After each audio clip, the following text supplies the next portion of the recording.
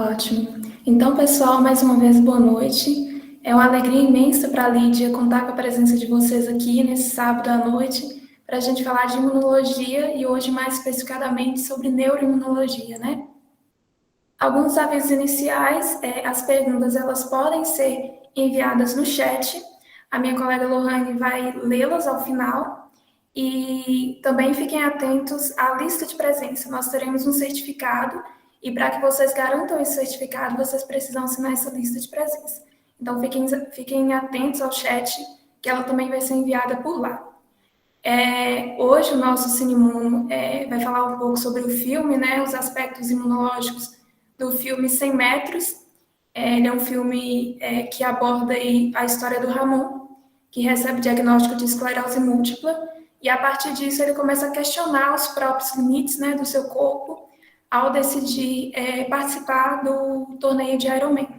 Para conduzir essa nossa discussão de hoje, a gente tem a presença do Dr. Luiz Fernando Guimarães. Ele é médico formado pela Unimontes, é neurologista e neurofisiologista pela Federal, né, do Rio de Janeiro.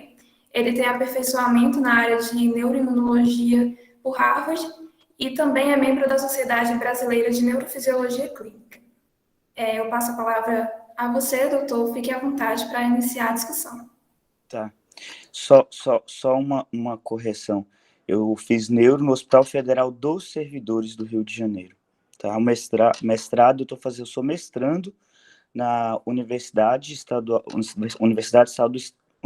Federal do Estado aqui do Rio de Janeiro, na Unirio, tá? Excelente, professor. Muito obrigada pela correção. Nada.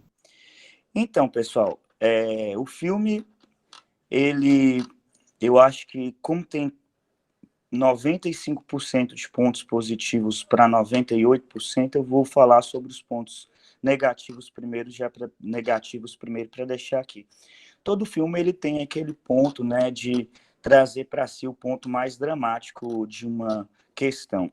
E aqui a gente teve uma questão de que os surtos, que são, na verdade, déficits neurológicos que o paciente teve, ocorreram de forma muito súbita, né? A gente tem, na verdade, só uma correção ao que eles expressam, algo mais agudo, uma coisa que começa e tem um aumento durante um dia, durante uma semana. Às vezes não é tão agudo, tão súbito quanto o filme mostrou.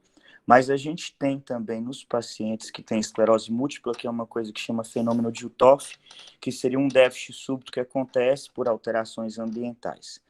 Então, o filme 100 metros, na verdade, ele foi feito tem direção espanhola, foi feito na Espanha em 2016, depois foi para Portugal. É um filme que tem 2 premiações europeias, e é um filme, assim, que é intitulado como uma comédia dramática, mas, na verdade, eu acho que o que ficou mais, assim, expresso foi a questão do amor no filme, né?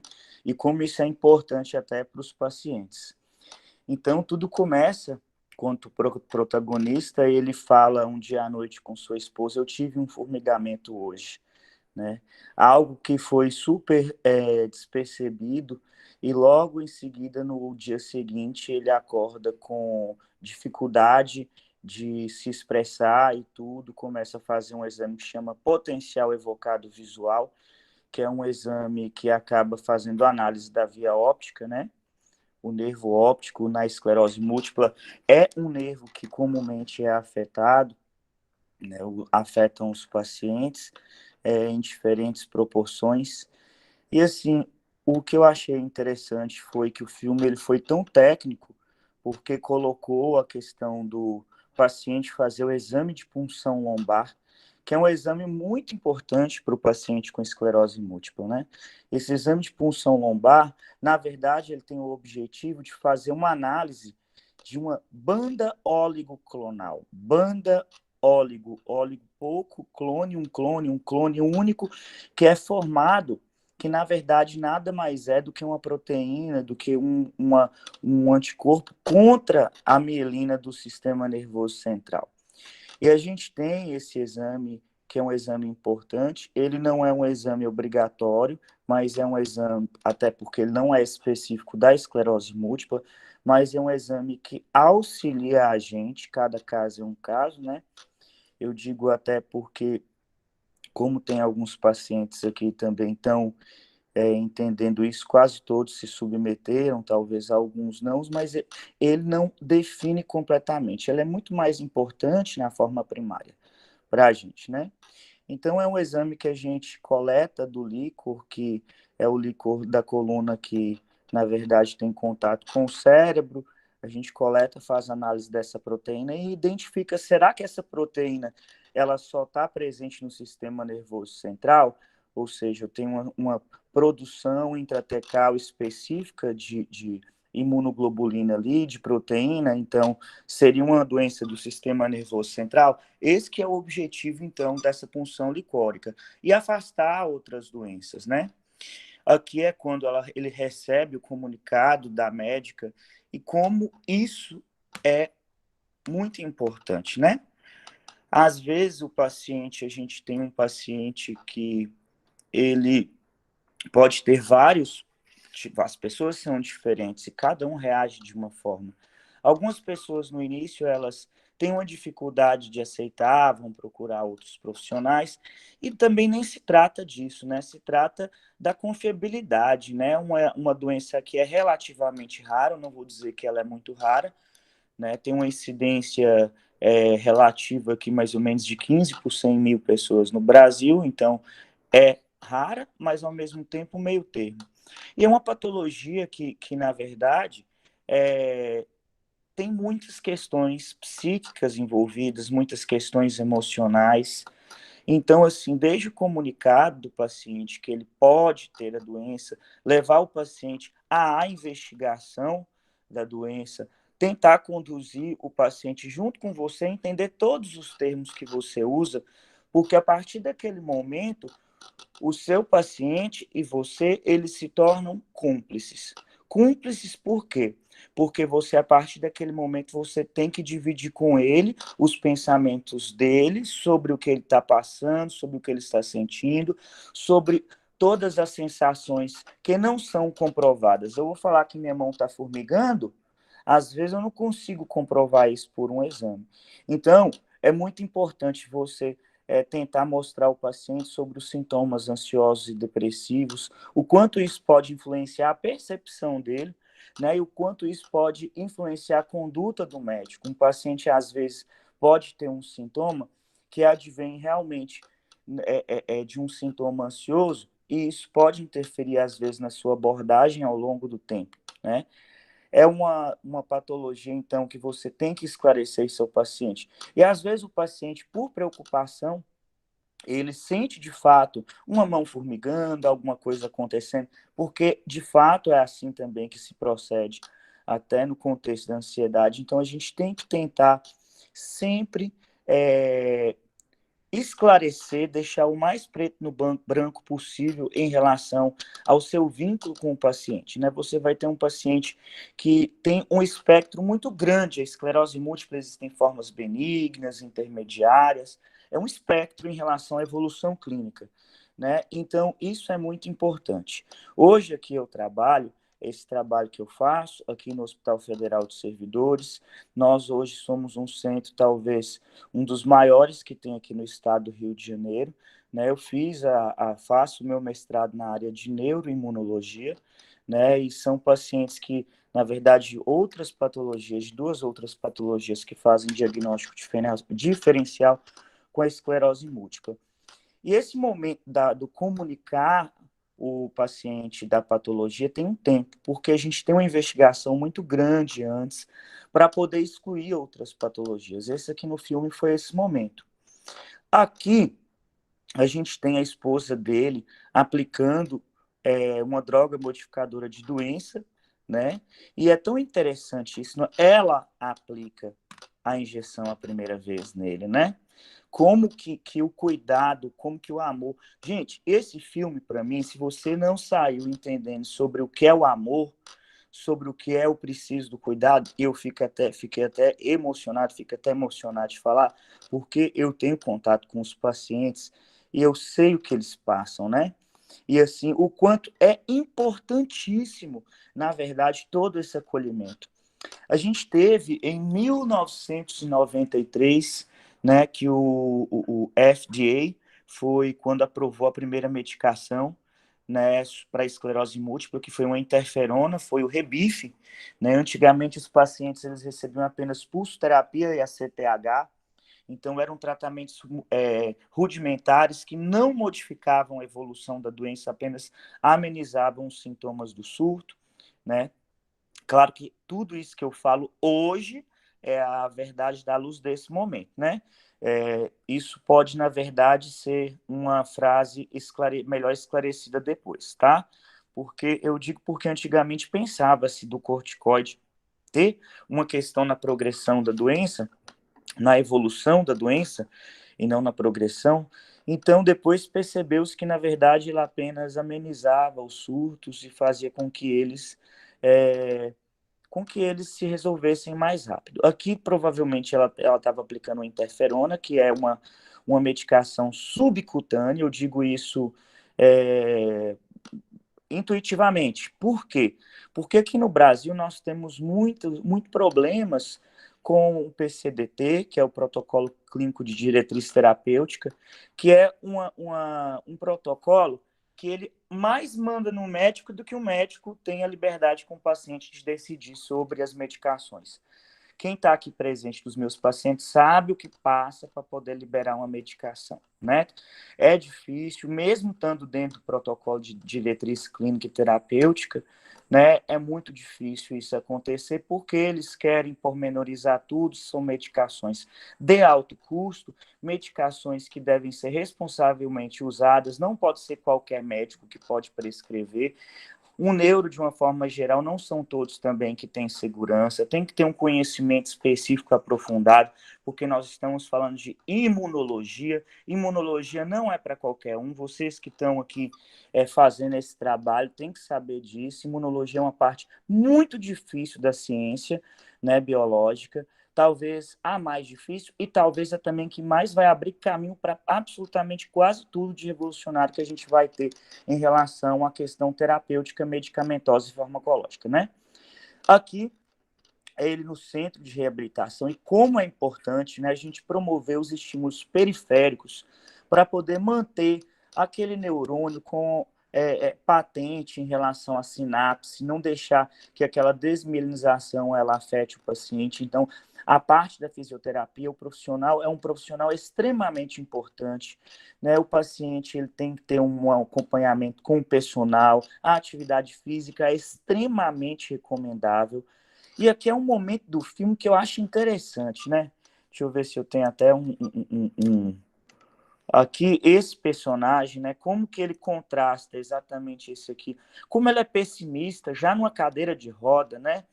Ele fala, todos terminarão aqui nesta cadeira. E como o outro de frente dele, que é exatamente esse, uma pessoa completamente cheia de boas energias, de bons pensamentos, como ele evolui bem.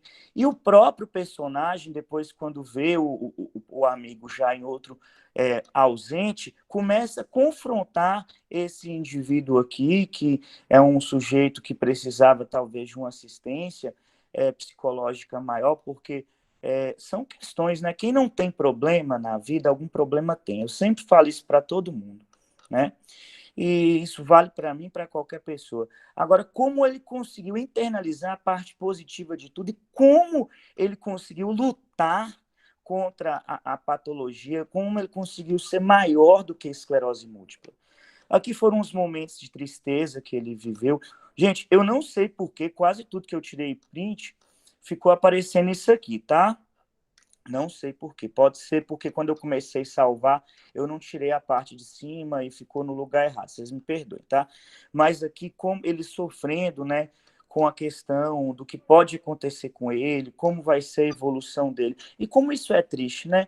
Assim, como a gente pode canalizar isso para o próprio paciente, para a gente ter, na verdade, dele tudo que é de positivo, né? Tudo que é bom. Nós temos tantos caminhos para percorrer, porque a gente não pode escolher o melhor até em nossos pensamentos, né?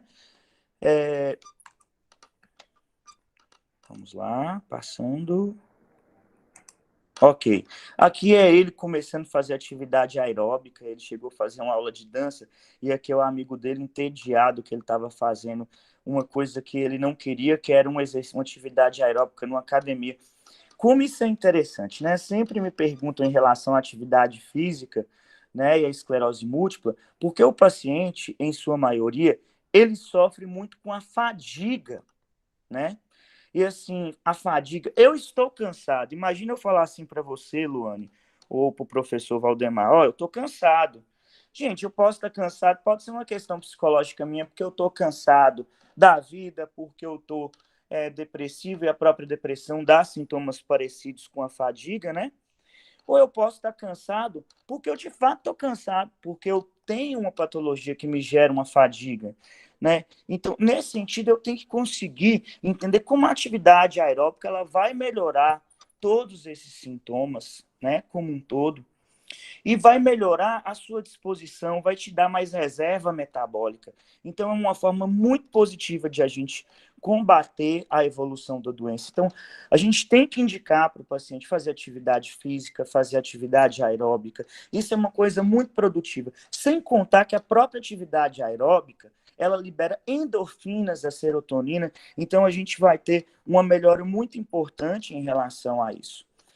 O filme colocou aqui, eu não sei se foi 1996, a gente tinha poucos estudos a respeito do cannabis e a respeito da questão da esclerose múltipla, né?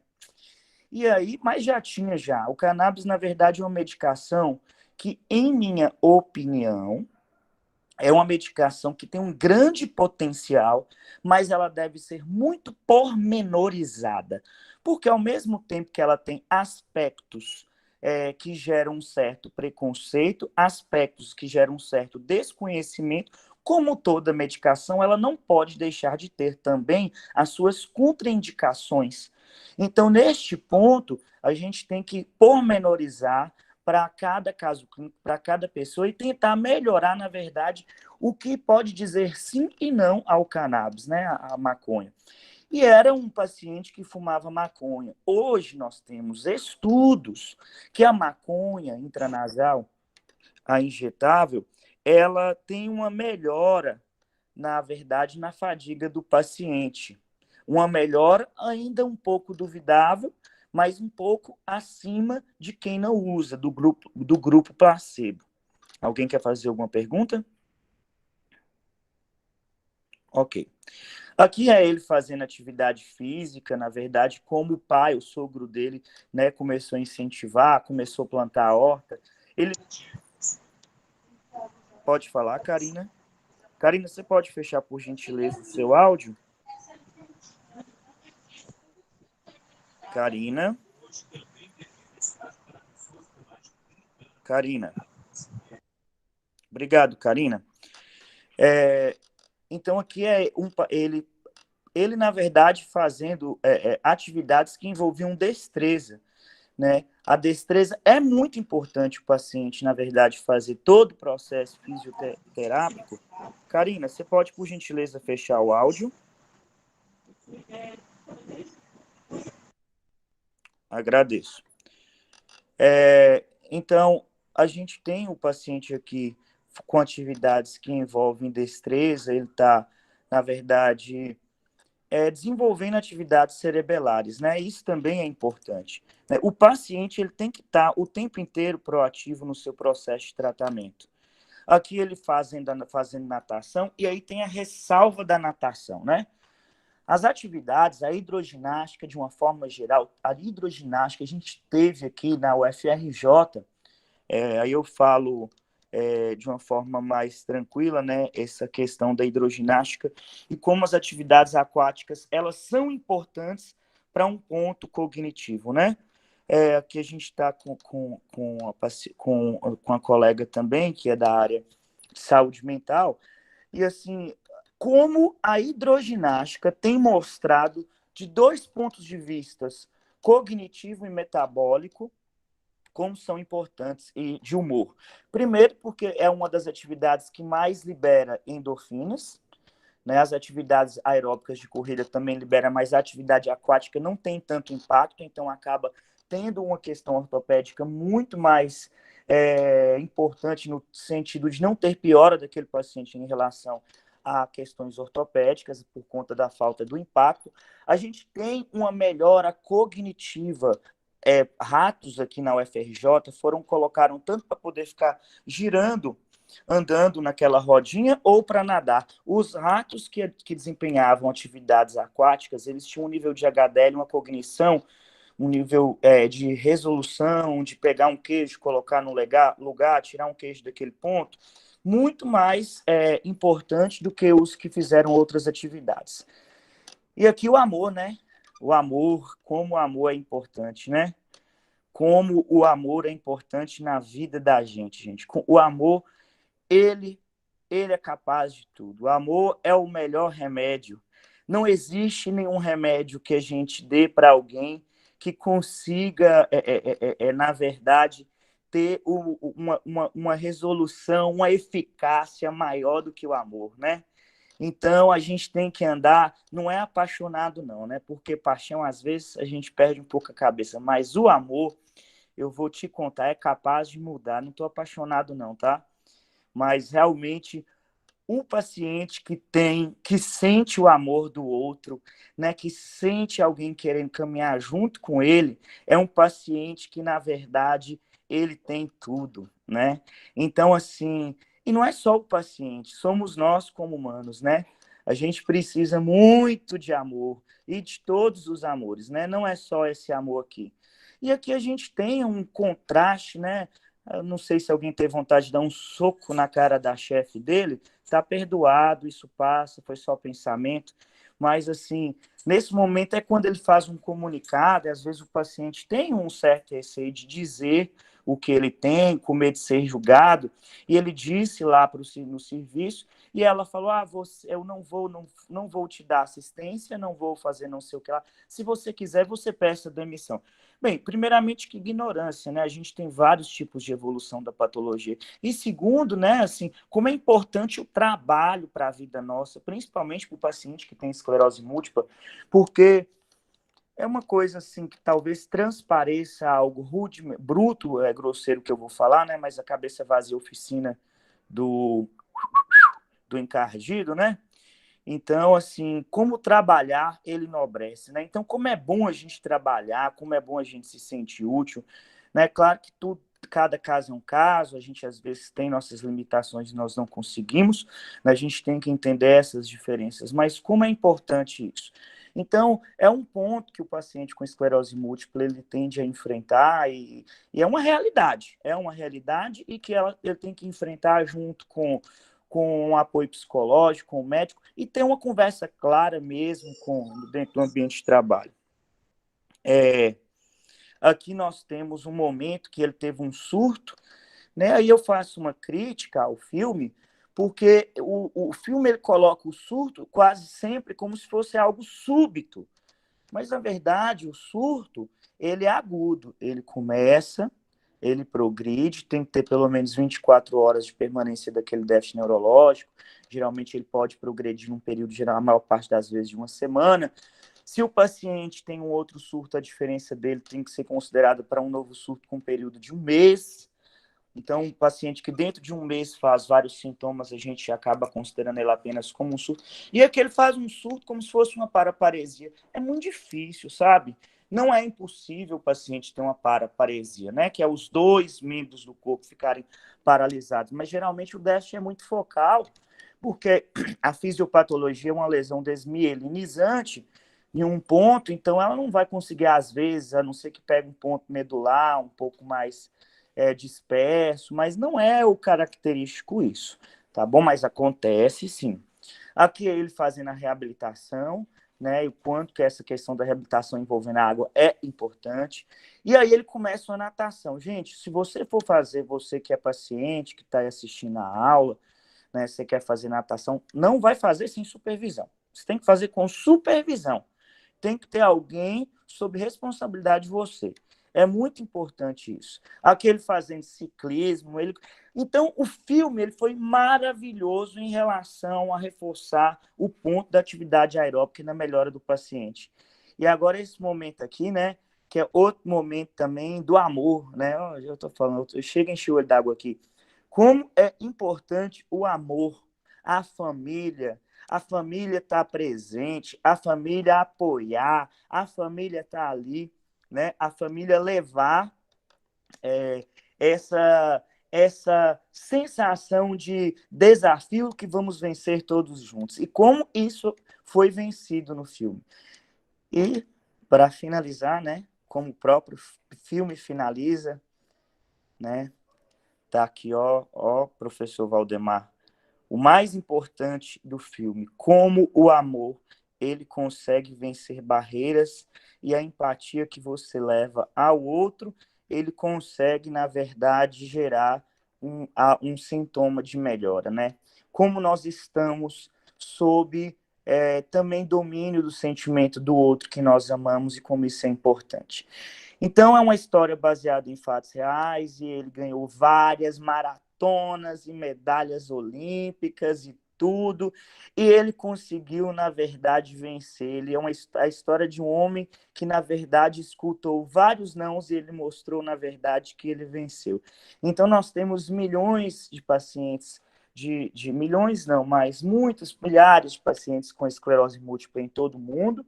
O Brasil ainda é um país com uma incidência um pouco elevada, os países europeus têm uma incidência maior. Na verdade, é um país que fica mais aos extremos, longe do Equador, então Sul e Sudeste acaba tendo uma incidência muito maior. As questões em relação à depressão, às vezes, são presentes, e é o que a gente mais tem que interferir, tem que fazer o paciente combater esse problema, e é isso. Então, do que eu tenho para falar do filme por si só, eu acho que é isso. Eu falei bem até um pouco rápido. Aí eu pergunto a vocês, assim, posso passar para vocês uma questão só das formas de uma parte neuroimuno, ou tá tudo bem? Vocês querem ver a questão da forma clínica? Porque essa forma clínica que foi exaltada no filme é a forma remitente recorrente. Nós temos 4 formas de esclerose múltipla.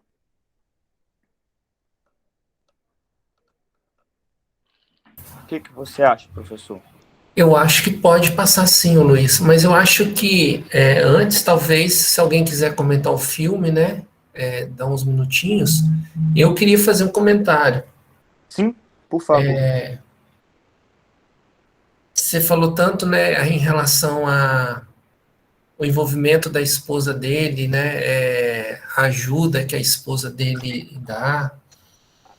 Eu já vi vários filmes aonde geralmente o casal ele se separa por causa de problemas que acontecem, né? Uhum.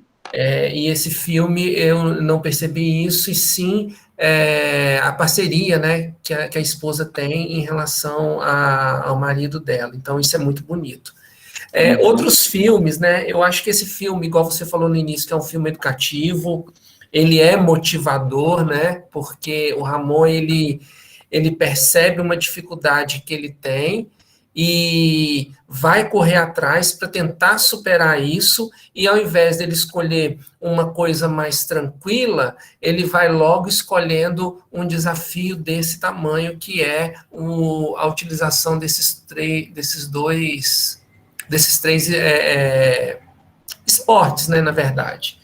E existem outros filmes motivadores, como Desafiando Gigantes, O Poder Além da Vida, mas só que esse, além dele ser um filme motivador, ele retrata a história real, né, desse paciente. Então, assim, é de tirar o chapéu mesmo para esse filme. E outra coisa que eu queria comentar é que quando ele está sendo treinado pelo sogro dele, a gente observa que o sogro dele, pelo menos assim, meio que subconsciente, não quer só fazer uma atividade física com ele, talvez quer mudar alguma coisa em relação ao próprio aspecto psicológico. Agora eu queria te perguntar uma coisa. Sim, pergunta.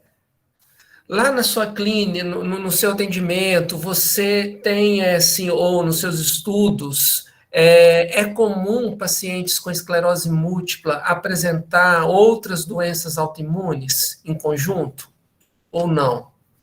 Olha, professor, é comum sim. Isso é uma questão que acaba gerando uma certa dúvida. Por quê? Porque ele não poderia, de fato, ser tratado com a desmielinização, por exemplo, associada ao lúpus, Uhum. certo? Porque eu entendo que aquela desmielinização é associada ao lúpus, né? Mas ele pode ter outras questões, às vezes, reumatológicas associadas. Isso, às vezes, gera uma certa dificuldade, porque a gente teria, na verdade, que tratar uma desmielinização, porque a esclerose múltipla é uma doença desmielinizante. A mielina que recobre o neurônio, ela é fragilizada. Então, aí, nesse sentido, a gente acaba tendo uma questão de que o paciente pode ter aquela desmielinização causada pelo lúpus. Então, isso tudo interfere na nossa droga modificadora de doença, certo? Então, assim, inclusive, professor, Valdemar, a gente tem a questão do próprio diagnóstico do paciente, ele tem uma questão de que eu tenho que excluir estas doenças autoimunes, certo? Eu tenho que excluir essas doenças autoimunes, justamente para que não haja uma confusão. Às vezes, não tem jeito. O paciente está numa zona, às vezes, de interseção, e isso dificulta. Existe associação mais ainda com outras doenças desmielinizantes, que é a neuromielite óptica, né, que tem muitas doenças associadas. Bem, é isso. Você perguntou outra coisa? Obrigado, Luiz. Tá. Teve uma paciente que perguntou aqui no chat: professor, o senhor comentou sobre a importância de exercícios de destreza para estimular o cerebelo. Nessa região, temos muitas fibras mielinizadas em comparação a outras do próprio sistema nervoso central. Então, Maria Luísa, normalmente, todo o cérebro, a gente não tem o cérebro como todo, no cerebelo tem células que são as células de Purkinje, e essas células, elas são mielinizadas. Todo o cérebro vai ter neurônios com células mielinizadas. As únicas células que não são mielinizadas no nós, humanos, são as células tipo C, que conduzem dor, né? Essas células, elas não são mielinizadas. Então, assim, geralmente o paciente com esclerose múltipla, ela evolui com dor, às vezes por outras alterações, mas não por acometimento ou uma desmielinização central na área da dor poderia gerar dor. Não é comum, mas acontece. O cerebelo, se ele tem mais ou menos mielina do que as outras partes do cérebro, eu não vou lhe responder que sim nem que não, porque eu não li essa informação. Mas eu imagino que é uma proporção exatamente igual. O cerebelo, ele participa no controle do tônus, do movimento muscular. Eu posso abrir o dedo isso, ou posso abrir o dedo isso. Se o meu cerebelo não estiver funcionante, eu quero abrir o dedo isso, eu posso passar do ponto. Então, o que ele estava ali trabalhando era, na verdade, melhorar a destreza em acordo com o que ele tinha da nova clínica dele. Por isso que é muito importante o paciente ele estar em contínua movimentação e em análise do seu corpo. Deixa eu ver se tem mais uma pergunta, não. Professor, enquanto talvez alguém queira fazer ainda alguma pergunta, né? Eu fiquei com uma pergunta em relação àquela parte inicial do tratamento, né? Naquela sala ali, com os outros pacientes, fala-se muito sobre a anfetamina e o corticoide. Como se dá esse tratamento? Anfetamina? Você leu isso mesmo? Sim, no filme eu achei interessante, curioso. Tá. Bem, então, na verdade, as anfetaminas são utilizadas não para tratamento. A Ritalina, ela é utilizada, na verdade, para fadiga. Não é uma medicação que eu costumo utilizar, mas ela tem essa indicação. Por que eu não costumo utilizar a Ritalina? É uma medicação de manuseio difícil, tem muitos efeitos colaterais, foi uma das primeiras medicações que foram utilizadas para fadiga. Hoje nós temos várias outras medicações, nós temos Ritalina, temos Pramipexol, temos a amantadina, temos venlafaxina, nós temos o próprio cannabis, que agora entrou. Não existe um estudo, você vai ver estudo, um que fala que um tem sobressai sobre o outro, mas a fadiga, antes de tudo, ela é um sintoma que tem uma dificuldade de avaliação, de escala de graduação. Então, a gente tem que perguntar baseado em... Por que o filme chama 100 metros? Que interessante, né? 100 metros. Existiu um cara que chamava Kurtzky. Esse cara, ele fez a escala de Kurtzky, que é o EDSS. Os pacientes que aqui estão presentes sempre veem eu escrevendo isso nos meus laudos, né? Então, essa questão é muito importante, porque a escala do EDSS é aquela que, na verdade, ela quantifica o déficit neurológico do paciente. E o paciente com esclerose múltipla, as fibras que vão para os membros inferiores, né, são tratos mais longos, uma área importante, maior.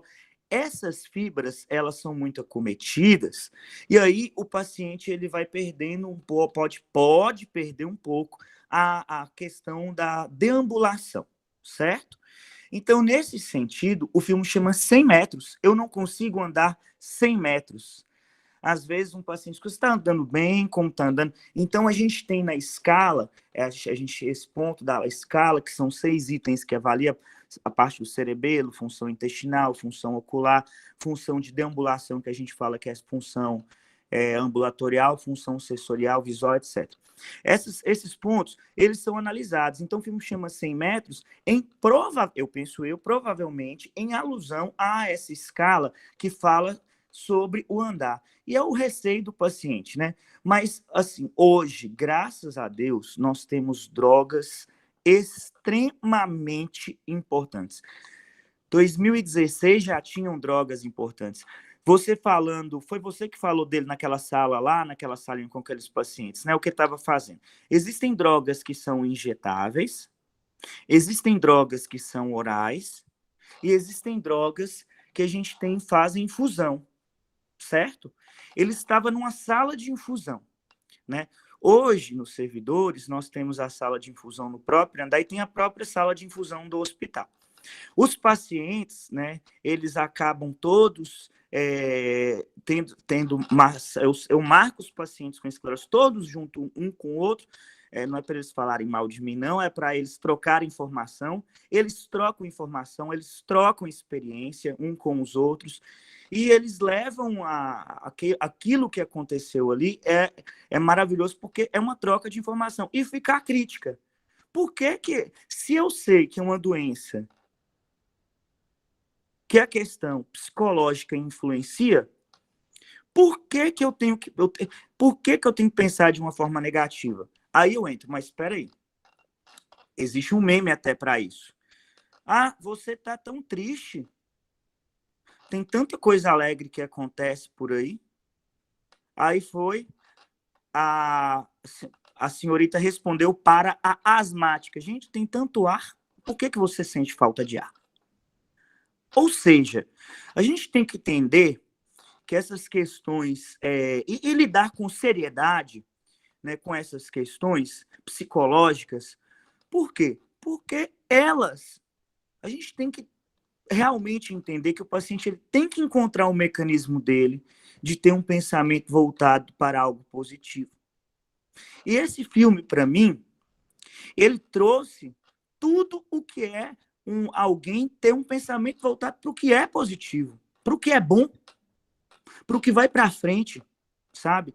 Então, assim, tirando seus exageros, né? Vamos combinar, porque a gente teve os exageros da questão, assim, teve um surto, o surto começou agora, pá. Não é assim, né? Isso aí pode levar também, por isso que eu falei, de um ponto de vista negativo, pode levar o paciente a acreditar que algo que aconteceu é súbito, não é súbito, é agudo. Súbito é quando eu tenho um AVC, eu estou conversando aqui com você, tem vários vídeos disseminados no YouTube, quando o paciente tem um AVC, como é você estar conversando. Parei. Não, não é assim. Então, houve esse certo exagero, ponto. De resto, e é normal, né? A gente tá, na verdade, o filme ele não foi feito só por médicos, né? Não tinha, os atores não eram médicos e tudo. Então, isso aí sim é uma coisa, só uma ressalva, mas de resto não. Achei super positivo. Outra coisa que o filme também fez uma crítica de forma implícita, subliminar, é porque o sogro dele, do Ramon, ele não comia bem. E o Ramon estava comendo bem. O sogro do Ramon tinha uma artropatia de quadril, alguma coisa, tinha peça metálica, tanto que quando a crush dele que ele encontrou lá na praia, lá, a futura crush, né? Passou o detector de metal e viu, o Ramon, ele olhou, ele viu que ele tinha um problema também, então ele estava ajudando alguém, ou seja, ele teve uma coisa que chama empatia. Ele ajudou o outro ali, ele sentiu o problema do outro e quis ajudar. E nesse ponto, aí foi, o Ramon falou, não vai comer vegetal? Não vai, estava comendo alface, só ele que estava pastando ali. Então, o paciente com esclerose múltipla tem que ter uma dieta próxima do paciente com hipertensão. Né? É uma dieta com pouco sal, é uma dieta que apresenta bastante substrato de fibras, né? Para poder o quê? As próprias fibras por si só. O professor Valdemar sabe muito mais do que eu a respeito de pumps e dumps, que são patógenos, que estão incrustados no organismo, não incrustados, que são desenvoltos no organismos contra substâncias que hoje são exógenas e podem gerar reações autoimunes patológicas, que com agrotóxico, com substâncias, etc., diversas, por isso que os condimentos, os industrializados, eles não devem ser tão consumidos. E aí, nesse sentido, eu posso gerar uma partícula imunológica contra aquela alimentação, se ela não for saudável, que pode gerar uma desmielinização maior, né? É isso. Será que a gente pode relacionar também o estresse, além dessa dieta com ultraconservantes, ultraprocessados? Porque ele tinha uma rotina de estresse, né? O estresse, com certeza, uma pessoa que os pacientes, quando eles estão próximos dos surtos, sempre eles falam um pouco sobre como eles passaram por dificuldades um tempo antes. Então, o estresse, né, ele vai debilitar o sistema imune e ele vai promover a maior incidência do surto, né? A gente tem outros fatores de risco também que já estão sendo já bem documentados, que é o Epstein-Barr, que é o citomegalovírus. A gente tem uma diferença literária, a gente chegou a ter uma discussão muito séria há um tempo, porque eu vi muita coisa conflitante. Aqui o citomegalovírus é mais comum, por exemplo, que na Ásia. O citomegalovírus na Ásia é um fator de risco, aqui no país já, na verdade, parece que não é. Será que é porque a gente já está habituado, selecionado, porque existe uma quantidade maior de pessoas que já tiveram contato? Pode ser, não sei. Ou será que é uma questão genética, né? Também é difícil, uma questão racial, etnogênica, não sei. Professor, como a APS pode atuar em relação à esclerose múltipla? O que é a APS, gente? Eu não sei. Me fala aí, Maria Luísa. Apesar de ser conduzida por especialista. O que é a APS? Atenção primária. Como a atenção primária pode ajudar em relação à esclerose múltipla? Maria Luísa. Todos nós podemos ajudar, ponto. Eu acho que, primeiramente, só de um médico da atenção primária, ele se informar do que é esclerose múltipla, vou falar do aspecto da informação, saber quando ele tem que pensar e saber quando ele vai encaminhar, porque o paciente que chega, estou com as mãos formigando, pode ser tanta coisa, ansiedade, pode ser um diabetes, né? Pode ser um túnel do carpo. Um paciente que tem uma visão dupla pode ser tanta coisa. Um paciente que começou uma dificuldade de pegar objetos, ou de movimentação, ou de destreza na movimentação, pode ser tanta coisa. Então, ele pensar em esclerose múltipla já é o primeiro ponto, saber encaminhar para o neuro. Primeiro ponto. Segundo, saber quando que a esclerose múltipla é diagnosticada com a ressonância magnética. Outro ponto. Terceiro, por ele estar na atenção primária, e como ele está na atenção primária, ele vai referenciar para o especialista vai fazer a contra-referência, então ele me fez a referência, eu faço a contra-referência a ele, e nessa contra-referência ele pode me ajudar procurando, agendando um fisioterapeuta para o paciente, pela atenção primária, já que você está falando em relação ao SUS, né? A gente pode ter um psicólogo, a gente pode ter um fonoaudiólogo, um terapeuta ocupacional. Ele pode ajudar entendendo que o paciente com esclerose múltipla ele tem alguns benefícios que podem ser descobertos, depende também do caso, né? Pode ter, às vezes, ter um vale transporte para poder ter acesso ao tratamento, dependendo da condição financeira dele. É claro que tudo depende disso, né? Tem pacientes com alto poder aquisitivo. Ele pode ter uma carteira, tem uma associação dos amigos da esclerose múltipla. Então, eu acho que hoje qualquer profissional, no mínimo, ele tem o dever de prestar uma ajuda na informação, mas para a informação ele tem que estar aqui escutando. Do mesmo jeito que para eu poder saber o que ele pode ajudar, ele também tem que me perguntar, né? É uma via de mão dupla. É impossível, é claro, a gente saber tudo na vida, né? Não tem como, é impossível. Mas, assim, as pessoas que aqui estão, por exemplo, já têm uma noção já de como pode ajudar, né? De como pode ajudar. Eu acho que tudo, mais uma vez, tem amor envolvido, o trem vai dar certo, entendeu? É mais ou menos por aí. Mais alguma questão? Tudo bem, professor? Eu acho que pelo tempo, eu acho que talvez até a dinâmica mesmo de conversa sem nenhuma apresentação, talvez tenha ficado ok. Ótimo, sim.